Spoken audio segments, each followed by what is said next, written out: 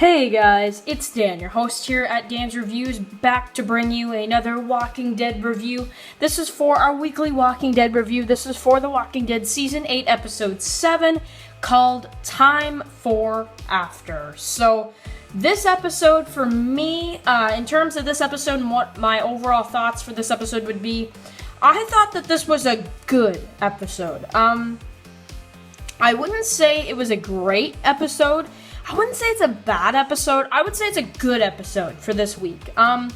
This, in my opinion, would be my second least of this half season. Like me, I go episode 5, probably be my least, and then I'd go episode 7, to be honest. This one was good. It definitely set up the mid-season finale. I'm really excited for next week. Really excited.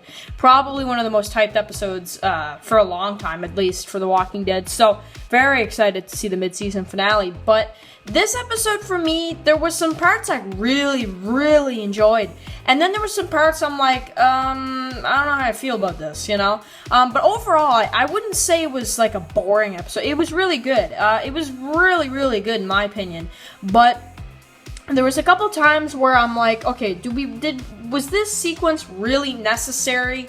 Or is this filler? And I gotta admit, about a good half of this would be kind of filler. But the Eugene stuff is just not my cup of tea. I don't like it. It's not that exciting. Not really. Just, I don't know, I'm not a big fan of it. I get where they're coming from with the whole Eugene, sanctuary and what side he's on. And I kind of do like him on Negan's side just a little bit. Because I kind of like how, Abraham was kind of like his brother that he would help out and he would, he's a tough guy and he helps him out in any way he can. I feel like he's doing the same thing with Negan and I kind of like it a little bit. So in that aspect, I enjoy it. But before we get into the actual review of this episode, make sure if you actually like this review at the end of the video to thumb it up. And I will be back with my mid-season finale predictions tomorrow because I got a lot of stuff to do tonight.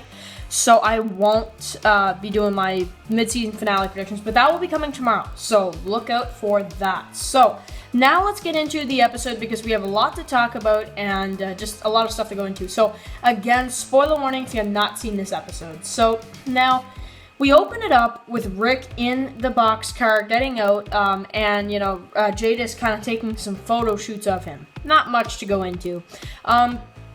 So all this stuff with Eugene at the sanctuary, I'm going to talk about it all in probably just a minute or two. This review is probably not going to be that long because there's not much with Eugene, to really go into. All I can say is, we see a couple scenes between him and Dwight. Dwight says that you really need to be on the survivor side, otherwise you're going to lose. Negan's finished, the saviors are finished, that kind of thing. And then we check in on Gabriel. We see Dr. Carson 2.0 ASAP. You need to see Dr. Carson 2.0 ASAP. Love it. So, Gabriel's not doing too well. We'll have to see what happened because obviously Negan escaped at the end of the episode. Did he take Gabriel with him or is there still some saviors left? I'm guessing there's still some saviors actually at the sanctuary. It looks like it. So, now we do have Gabriel who says you're going to find a way out of this. And then he goes through, he talks to Negan and, trying to find out a way to do this and kind of to get out of the sanctuary. And Dwight is kind of talking to him. He's talking to kind of everybody in this episode. And he's just kind of trying to get a good perspective of who's winning, basically. So then he tries to kind of do a distraction for the walkers. Dwight catches him, pulls a gun on him, which was actually a really exciting scene. I did like that. Eugene's, I did also really love the callbacks to Sasha. I thought that was great. I thought that was amazing. That was well done. The callback to Sasha. So, we have that with Dwight and him pointing the gun. So that was an exciting scene. Again, Gabriel is not doing too well. Meanwhile, so I like when Negan goes to shake Eugene's hand and he goes to kiss it. That was pretty funny, actually. I enjoyed that a lot. So that was pretty funny. So now we got the Daryl and Tara stuff. So this was just, at first, I like how they did this because they made it seem like this was gonna actually help the Saviors die. All it did was made them escape, if you really look at it. I mean, they fight their way out. We don't see how, but we know they fight their way out. So, definitely something goes down. So, that's definitely something right there. But all I can say is that was really exciting with Morgan. He helps them out. Rosita bails. Now, the I Believe in Rick Grimes. Oh, what was this? What was this? Oh my god, I so wanted Maggie to give that line. Man, I didn't like that. I'm sorry, I didn't like the I Believe in Rick. I didn't like it. I thought Maggie would be perfect in a TV show. I don't know why they changed that. That was, honestly, there was no point of that. That's probably the biggest problem of this episode. I just didn't like how that blended in. It didn't feel right, when she said it, and it just kind of, I don't know, she could have said something else, like, I believe in what Rick does, or, I don't know, she didn't need to steal the comic line. I thought Maggie having that was perfect. Seriously, just set up a circumstance to bring up Rick, and then she says, I believe in Rick. Just have Maggie do it. I was actually really looking forward to seeing that. So, yeah, but anyway, so Daryl drives the truck through. It's really exciting. They think they got it. The Saviors are trapped in now. Meanwhile, so this is probably my favorite part of the episode. Rick fights a Winslow 2.0. He takes off the head. He, hits the two guys, and it's really exciting, actually.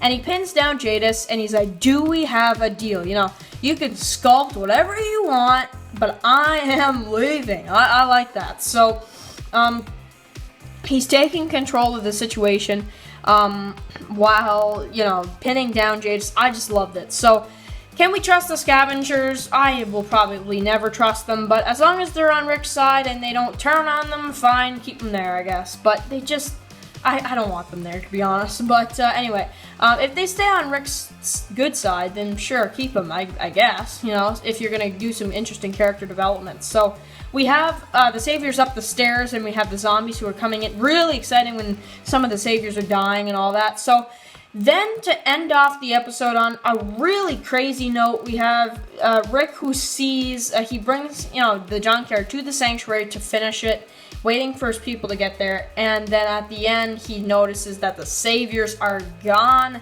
and they flee. So, overall for this episode, I have to give this episode out of 10, probably about an 8. I still loved the episode.